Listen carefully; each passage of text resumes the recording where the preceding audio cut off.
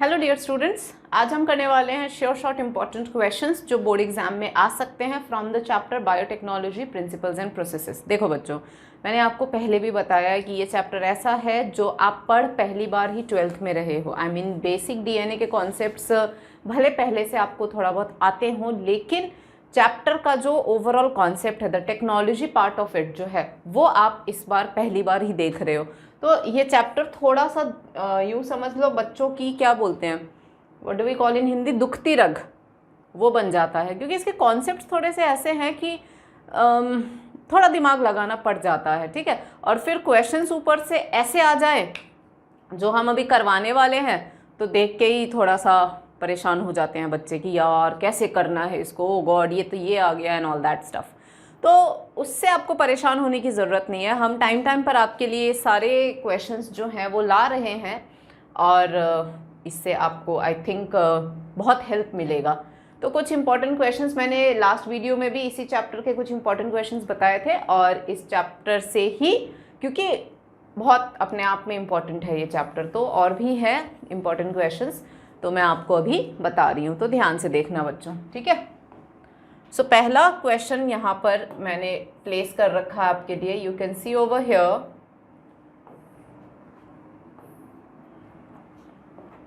It says study the diagram given below and answer the questions that follow. अब ये diagram में सबसे importantly मैं आपको एक चीज़ बताऊँ, ये एनसीईआरटी का डायग्राम है, तो मुझे आपको ये भी बताना है इस एनसीईआरटी के डायग्राम के थ्रू कि मैंने पढ़ाते समय भी आप लोगों को बता दिया था, लेकिन हो सकता है वो आई गई बात अगर होती है आपकी, तो आप इस वीडियो से ज़रूर इस चीज़ को अपनी एनसीईआरटी में ठीक कर लेना। आपके एनसीईआरटी में ये जो डायग्राम है, यहाँ पर ये देखो, ये जी और ए के बीच में कट लग रहा है, और यहाँ पर ए और ए के बीच में, तो ये गलत है। ठीक है, the cut should be, the arrow should be here between G and A. तो ये आप अभी करेक्शन कर लो। मैं भी चाहती तो मैं करेक्ट करके यहाँ पर फिर आपको दिखा सकती थी, लेकिन मुझे आप लोगों को ये बताना है, इसीलिए even I did not correct, I thought कि मैं आपको यहाँ सामने में करवाऊँ तो आप लगे हाथ कर लोगे। तो आपके एनसीईआरटी में ये जो डायग्राम है आरडीएनए टेक्नोलॉजी वाला, कॉन्सेप्ट वाला, वहीं पर इसको करना है आपको। ठीक है, ओके। नाउ तो ये है वेक्टर डीएनए और वो है gene of interest foreign DNA. ठीक है, दोनों को इको आर फर्स्ट ने कट लगाया। इको आर फर्स्ट का ये रेस्ट्रिक्शन साइट है GAATTC, और कट हमेशा जी और ए के बीच में लगता है। तो दोनों में सेम रेस्ट्रिक्शन एंजाइम हुआ, तो हम जानते हैं इको आर फर्स्ट का ये जो रेस्ट्रिक्शन साइट है वो हमेशा दोनों जगह सेम ही, कहीं भी कट करो इसी सीक्वेंस को ही आइडेंटिफाई करेगा, चाहे कोई सा भी डीएनए हो, चाहे फॉरेन हो या वेक्टर हो, कोई भी हो, वो कट हमेशा इसी सीक्वेंस को पढ़ के रिकग्निशन साइट, और कट हमेशा जी और ए के बीच में ही लगाएगा। तो जब दोनों में कट लगा, तो कट लगने के बाद में ये जनरेट हो गए स्टिकी एंड्स, है ना।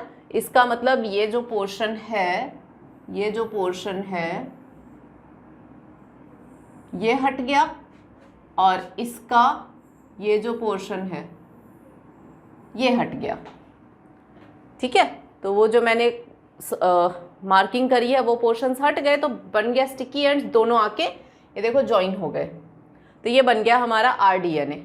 ठीक है, कॉन्सेप्ट तो मैंने समझा ही दिया। अब देखते हैं क्वेश्चंस क्या पूछा है इस डायग्राम के बेस पे। क्वेश्चन पूछ रहा है what is Eco R first.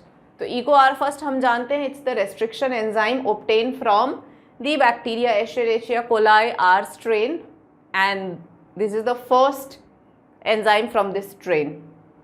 तो इको आर फर्स्ट, तो इसको एक्सप्लेन कर दिया हमने। Then it says how is the action of exonuclease different from that of endonuclease.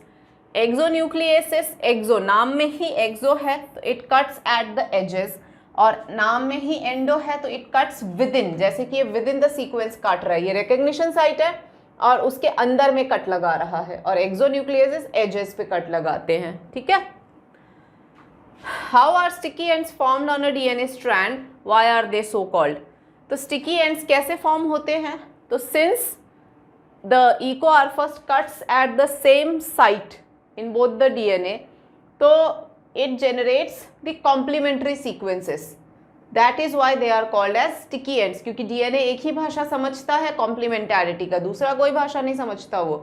तो कॉम्प्लीमेंट्री होने की वजह से दे बोथ जॉइन, ठीक है। So why are they so called, they are so called because they are complementary in nature.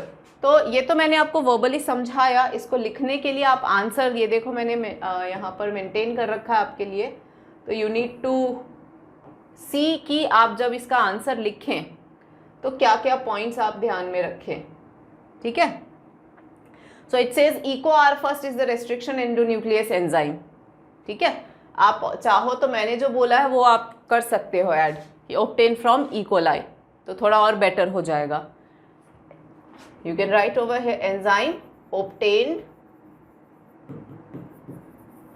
from Escherichia coli, ठीक है।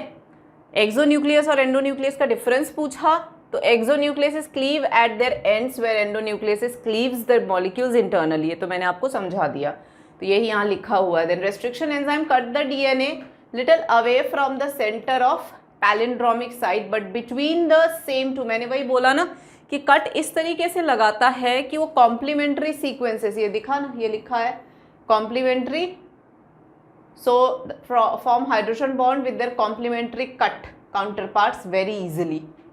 so sticky ends का मतलब मेनली कॉम्प्लीमेंटैरिटी पे फोकस किया जाता है कि वो कट एक तो दोनों जगह सेम लगाते हैं, सेम कट लगाने की वजह से वही सेम बेसिस एक्सपोज हो जाते हैं, तो कॉम्प्लीमेंट्री होने की वजह से इजीली हाइड्रोजन बॉन्ड फॉर्मेशन इनके बीच में हो जाता है।